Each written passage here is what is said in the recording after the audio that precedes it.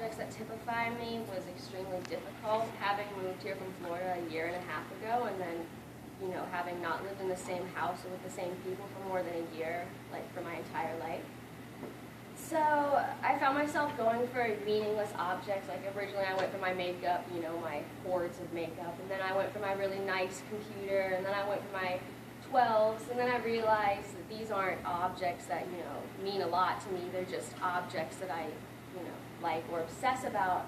So in the process of looking for objects, I happened to get a glimpse of my right hand, which has my claddagh ring on it. So when I was 6 years old, I moved to Paris, and I spent a lot of time traveling around Europe, and we went to Ireland originally. So my family is completely Irish, and we stopped by this little store where my mom wanted me to pick out a claddagh ring, so her and I got matching ones. My mom and I are really close, so that's sort of the only thing that we ever really connected on was our claddagh rings. And like to this day, I'll still call her to, you know, snap about how my claddagh ring is bent out of shape, and she'll still call me to snap about how her claddagh ring is, you know, gone missing or fallen down the sink again.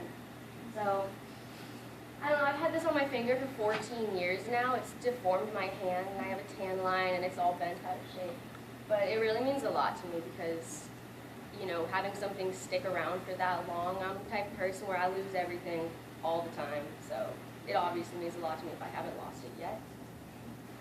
So, which will bring me to my second most prized possession. So, you know, my grandparents were really, really dynamic people. They both, actually my grandpa passed away last week, and my grandma died like 9 years before that.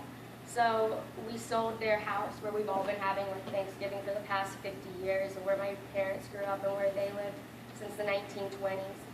And you know, my grandma liked to hoard things. She liked to collect everything. She wrote everything down. Like she still has all of my dad's football plays from when he was in high school, and he's 55 now. She had little comments written down like, you know, go Tigers or whatever, things like that.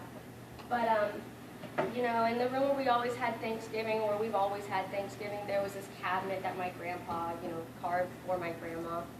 And inside was this, you know, strand of pearls. And these pearls are 150 years old. Like, they were brought over from Frutigen, Switzerland. Wow. Which is also where my family's from. And, you know, before some of the greedy people of my family came and cleaned out the house, my grandma wrote inside the cabinet that she knew I was obsessed with for years, that the cabinet was mine and the pearls were mine. Which means a lot to me, you know, because we have a large family, and like the fact that she singled me out to get her expensive cabinet and her expensive jewels means a lot to me, you know. So, and I call them Jackie pearls just because I'm a history geek, and you know, in 1963, all the ladies started calling their pearls Jackie pearls because Jackie Kennedy. Love that. And which will lead me to my last one. This is 200 years old.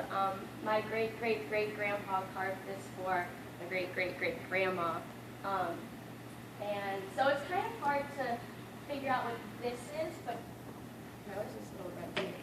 Okay, so in that tiny little dot, if you hold it up to the light, you can see, and I know it's kind of, but you see like a little steeple here and a little church.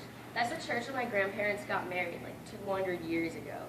Yeah, so it's or somewhere around that time. But, you know, it's got a bear, and it's just an inkwell, and it's just, you know, it's kind of important.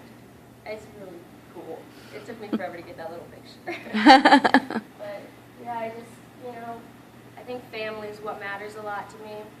You know, items that can't be replaced with money or, you know, things like that. All right, cool, thank you.